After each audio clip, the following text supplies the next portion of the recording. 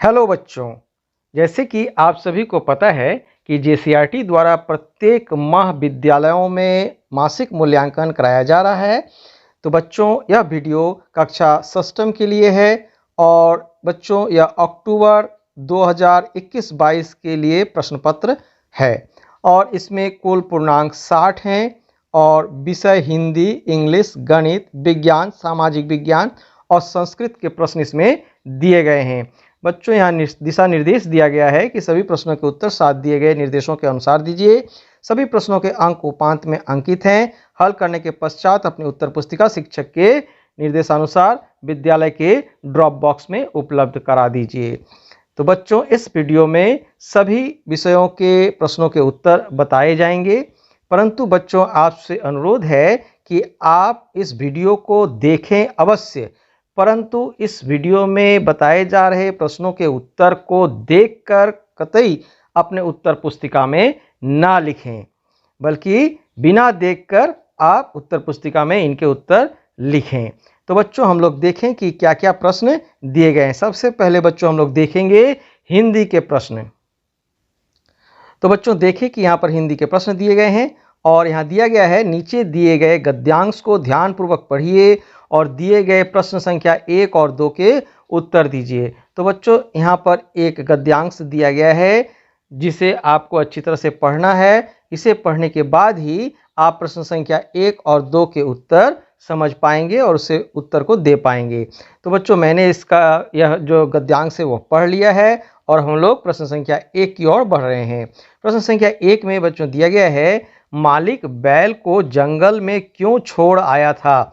तो बच्चों, यहाँ पर ऑप्शन दिया गया है, बैल को उसका मालिक पसंद नहीं करता था, बैल समझदार था, बैल बूढ़ा हो गया था, और डी नंबर में है बैल बार बार जंगल भाग जाता था।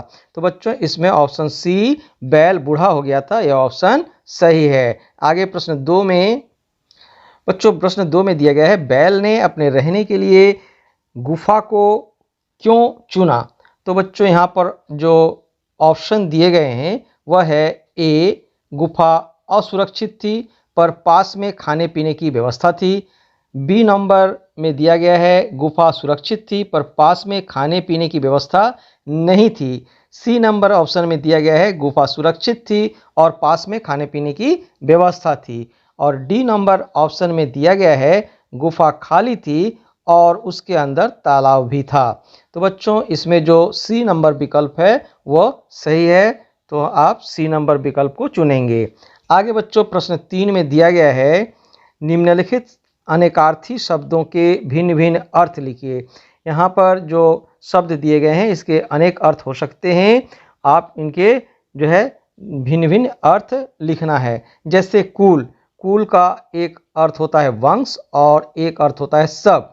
आम, आम का एक अर्थ होता है आम का फल या आम का एक और अर्थ होता है मामूली। उत्तर, उत्तर का एक अर्थ होता है जवाब और एक अर्थ होता है उत्तर दिशा। कर, कर का एक अर्थ होता है हाथ और एक अर्थ होता है टैक्स। तो बच्चों, आगे प्रश्न संख्या 4 को देखेंगे। तो बच्चों देखिए, प्रश्न संख्या 4 में दिया गया है, पंडित जी की मृत्यु के बाद अकली बुआ का काम क्या था। तो बच्चों, इसका उत्तर हम लोग इस प्रकार से लिखेंगे, पंडित जी की मृत्यु के बाद अकली बुआ का काम लोगों की सेवा, उपचार, समाज कल्याण आदि रह गया था। सुबह होते ही निकल जाती, जिसे भी जरूरत होती उपचार बताती, दवा देती। उनमें सेवा भाव इतना था कि आवश्यकता पड़ने पर रात भर किसी के घर में रुककर देखभाल करती थी। तो बच्चों, आगे 5 नंबर का प्रश्न देखेंगे। तो बच्चों देखिए, यहाँ 5 नंबर में दिया गया है, बुआ को खून देने के लिए अस्पताल में मर्द और औरतों का जमघट क्यों लग गया। और इसमें 4 नंबर का यह प्रश्न है, तो इसका उत्तर हम लोग इस प्रकार से लिखेंगे।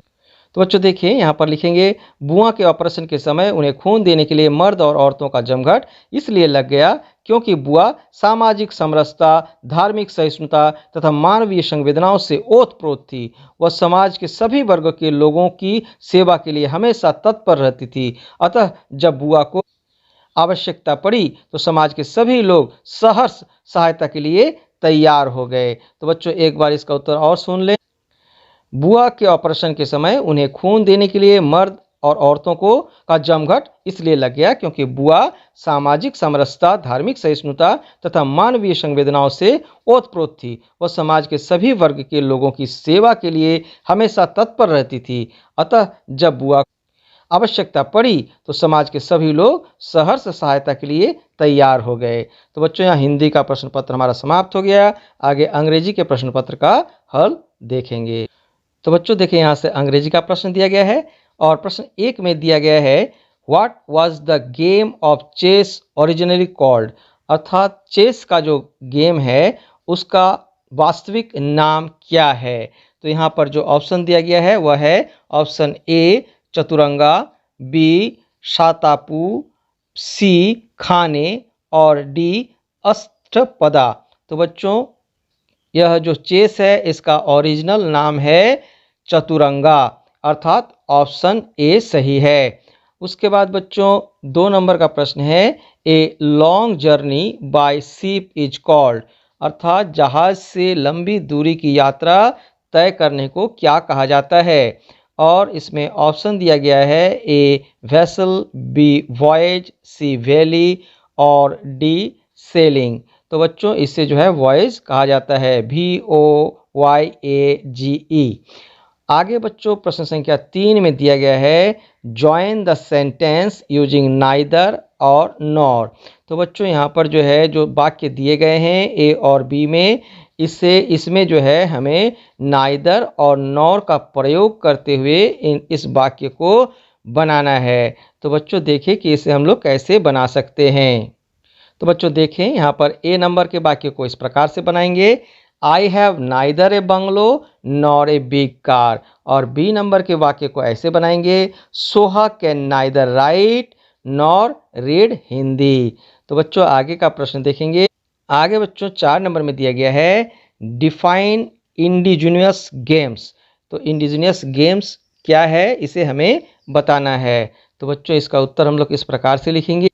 तो बच्चों देखें, यहाँ पर लिखेंगे indigenous games are recreational activities that originated from a particular cultural group, community or people.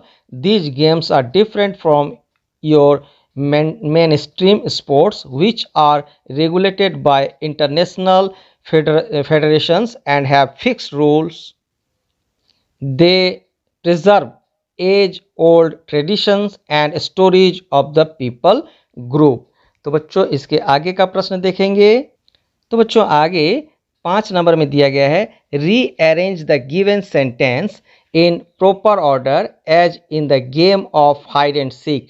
लुका छिपी के खेल से ये संबंधित वाक्य दिए गए हैं, इन्हें आपको प्रॉपर ऑर्डर में सजाना है, अर्थात कौन सा वाक्य पहले और कौन सा वाक्य बाद में आएंगे उसे जो है लिखना है सजाकर। तो देखें बच्चों 1 नंबर में दिया गया है the seeker opens his eyes, उसके बाद है one of the hider comes out and touch the seeker, उसके बाद है one player closes his eyes for a little time, उसके बाद है the seeker tries to find the hiders, उसके बाद है finally if the seekers finds all the hiders the first hider found takes the next round, उसके बाद है the other players hide, और 7th नंबर में है the hiders try not to be found, और 8 में है the seeker takes the next round. तो बच्चों इसे हम लोग इस प्रकार से सजाकर लिखेंगे। तो देखिए बच्चों सबसे पहले लिखेंगे one player closes his eyes for a little time, उसके बाद बच्चों लिखेंगे द अदर प्लेयर्स हाइड, और उसके बाद लिखेंगे the seeker opens his eyes, उसके बाद लिखेंगे the seeker tries to find the hiders, उसके बाद लिखेंगे the hiders try not to be found, और उसके बाद लिखेंगे one of the hider comes out and touches the seeker, उसके बाद लिखेंगे finally if the seeker finds all the hiders the first hider found takes the next round, और उसके बाद लिखेंगे the seeker takes the next round. तो बच्चों इसके आगे का प्रश्न देखें। तो बच्चों इसके बाद गणित का प्रश्न दिया गया है, और पहला प्रश्न दिया गया है 75 किलोमीटर में से 63.5/11 किलोमीटर की दूरी तय कर ली गई। बताइए और कितनी दूरी तय करना शेष है।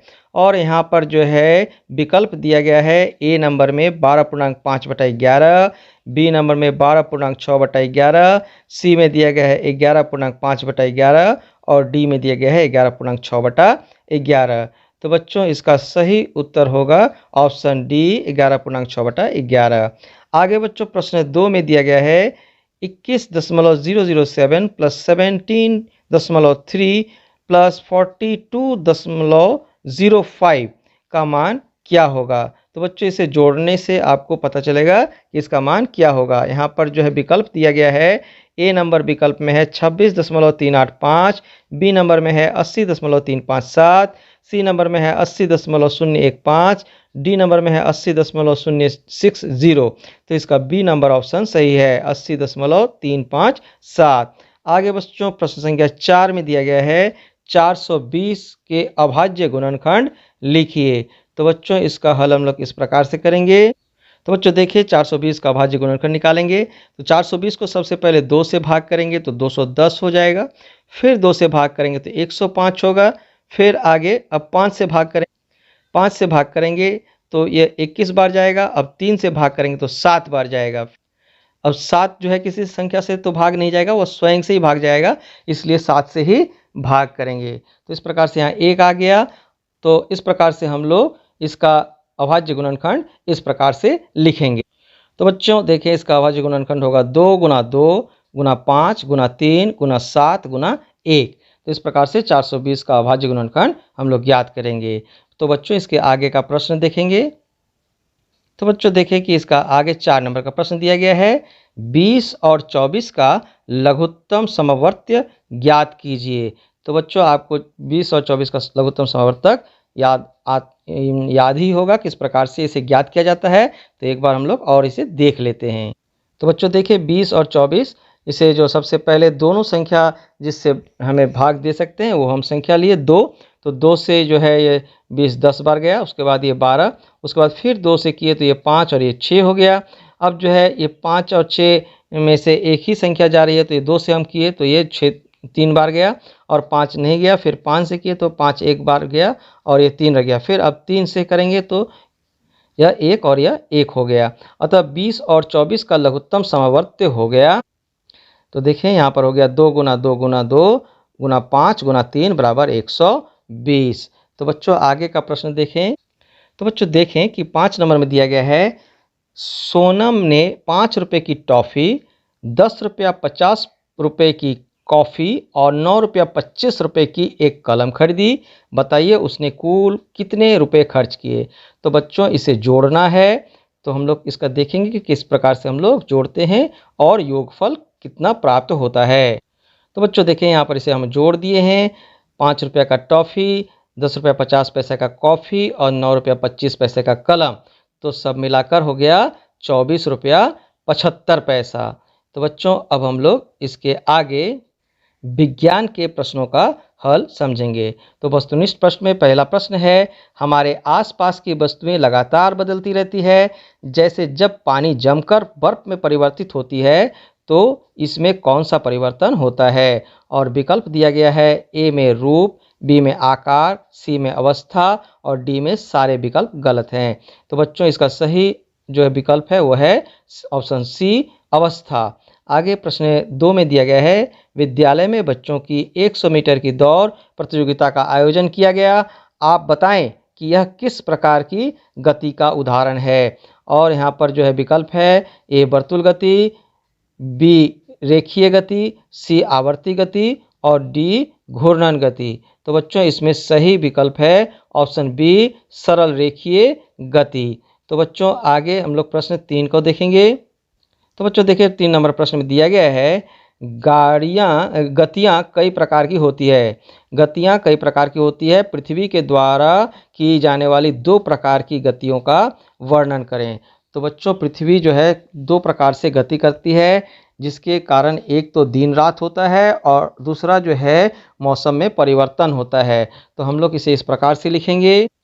तो बच्चों देखिए पृथ्वी की 2 प्रकार की गति, एक घूर्णन गति और दूसरा परिक्रमण गति। तो घूर्णन गति जब कोई वस्तु किसी निश्चित अक्ष के परित इस प्रकार गति करती है, इसके कण विभिन्न वृत्तीय मार्गों पर गतिशील रहते हैं, तो इसके गति को घूर्णन गति कहते हैं। तो बच्चों जैसे पृथ्वी अपने धुरी पर घूर्णन करती है। तो बच्चों इसमें और लिखेंगे, पृथ्वी सदैव अपने अक्ष पर पश्चिम से पूर्व लट्टू की भांति घूमती रहती है, जिसे पृथ्वी का घूर्णन या परिभ्रमण कहते हैं। इसके कारण दिन व रात होते हैं, अतः इस गति को दैनिक गति भी कहते हैं। तो आगे इसमें लिखेंगे, एक घूर्णन पूरा करने में पृथ्वी 23 घंटा 56 मिनट और 4.09 सेकंड का समय लेती है। उसके बाद बच्चों दूसरी गति है परिक्रमण गति।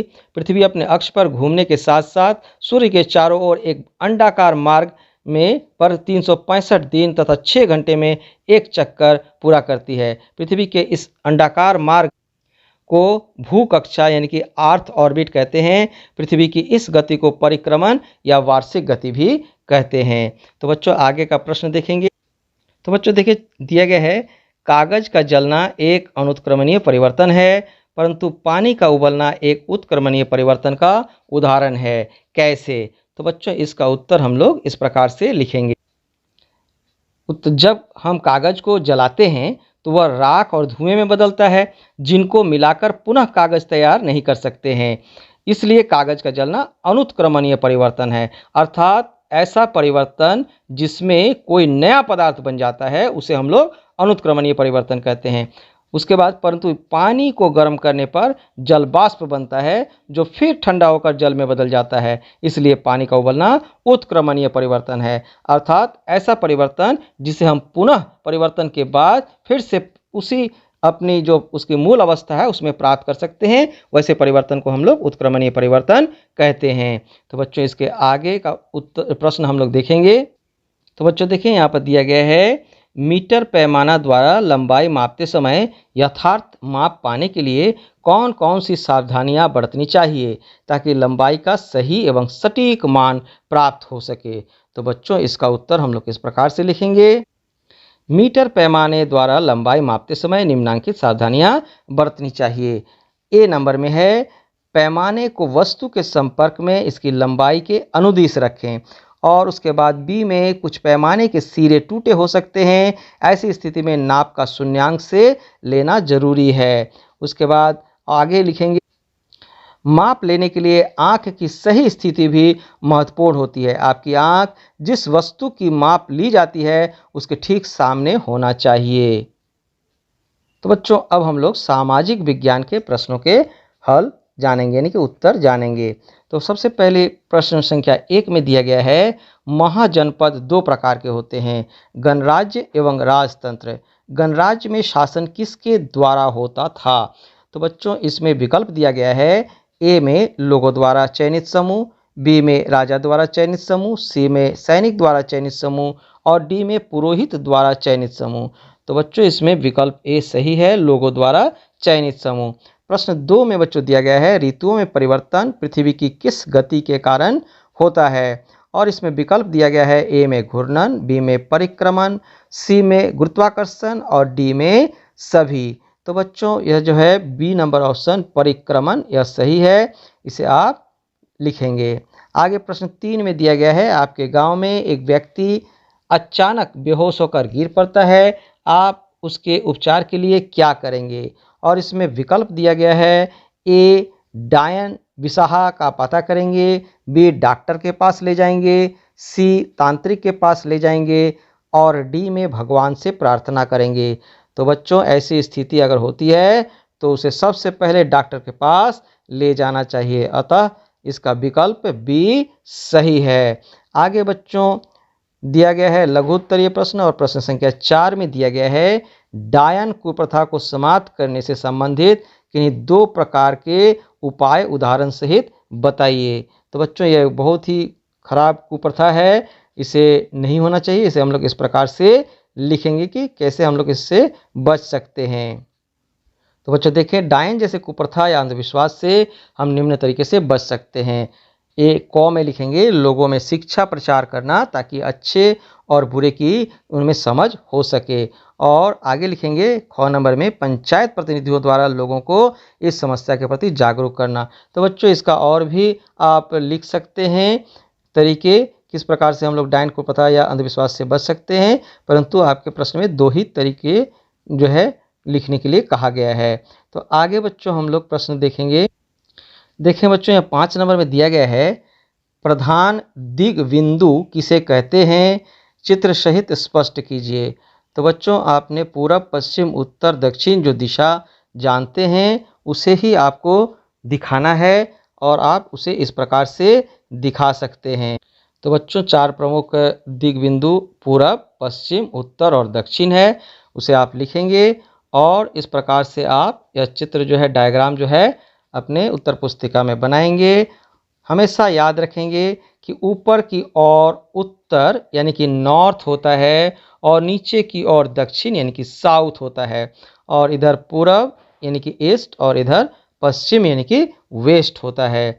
तो बच्चों आगे का प्रश्न है, तो बच्चों देखिए 6 नंबर में दीर्घोत्तरीय प्रश्न दिया गया और प्रश्न है बताइए कि मगध किन कारणों से एक शक्तिशाली महाजनपद बन गया। तो बच्चों इसका उत्तर हम लोग इस प्रकार से लिखेंगे मगध सबसे महत्वपूर्ण महाजनपद था। इसके कारण थे, पहला यह गंगा बेसिन में स्थित था जहां गंगा और सोन जैसी नदियां बहती थी। यह नदियां यातायात, जल वितरण और ज़मीन को उपजाऊ बनाने के लिए बहुत महत्वपूर्ण थी। यहाँ भूमि कर की दर अधिक थी जिससे राजा को आय अधिक होती थी। तो बच्चों एक बार और तो देखें बच्चों मगध सबसे महत्वपूर्ण महाजनपद था, इसके कई कारण थे। पहला यह गंगा बेसिन में स्थित था जहां गंगा और सोन जैसी नदियां बहती थी। यह नदियां यातायात, जल वितरण और जमीन को उपजाऊ बनाने के लिए बहुत महत्वपूर्ण थी। यहाँ भूमि कर की दर अधिक थी जिससे राजा को आय होती थी। तो बच्चों आगे का प्रश्न देखें। तो बच्चों आगे संस्कृत का प्रश्न दिया गया है और यहाँ लिखा गया है अधोलिखित संवाद पठित्वा तत्वधारितान प्रश्नान उत्तरत। इसे आप पढ़ लेंगे और इससे के संबंध में यहाँ प्रश्न दिया गया है प्रदत्तेभ्यम विकल्पे उचित उत्तर चिनुत। और प्रश्न क में दिया गया है क बालक प्रश्न पूछति, कौन सा बालक प्रश्न पूछ रहा है। और यहाँ पर विकल्प दिया गया है मोहन, बिहानो, सी में आरव और डी में श्याम। तो यहाँ पर जो है हम लोग देखते रहे हैं कि ऑप्शन सी सही है, आरव। उसके बाद प्रश्न दिया गया है अस्थि अत्र क धातु, अस्थि जो है कौन सा धातु है अस्थि में। तो यहाँ पर ऑप्शन ए सही है, अस धातु। आगे बच्चों प्रश्न है, बच्चों यहाँ प्रश्न और उत्तर एक साथ में दिया गया है। आरव कुत्र बसती, आरव जो है कहाँ पर जो है रहता है। आरव रांची नगरे बसती, आरव जो है रांची में नगर में बसते हैं। और प्रश्न 4 में दिया गया है बसामी पदस्य कर्ता कु, तो कर्ता को। तो यहाँ पर इसका जो हम लोग उत्तर लिखेंगे स्वामित्व पदस्य कर्ता विहान अस्ति। तो इस प्रकार से बच्चों कक्षा 6 के सभी प्रश्नों का जो है उत्तर हम लोग जान चुके हैं। आशा है कि आपको वीडियो अच्छी लगी होगी। अगर आप पहली बार हमारे चैनल को देख रहे हैं तो चैनल को अवश्य सब्सक्राइब कर लें ताकि आगे भी आपको इस चैनल पर इसी प्रकार के शैक्षणिक वीडियो प्राप्त हो सके। तो बच्चों वीडियो को अंत तक देखने के लिए आप सबको बहुत बहुत धन्यवाद। मिलते हैं अगले वीडियो में, तब तक स्वस्थ रहें, सुरक्षित रहें।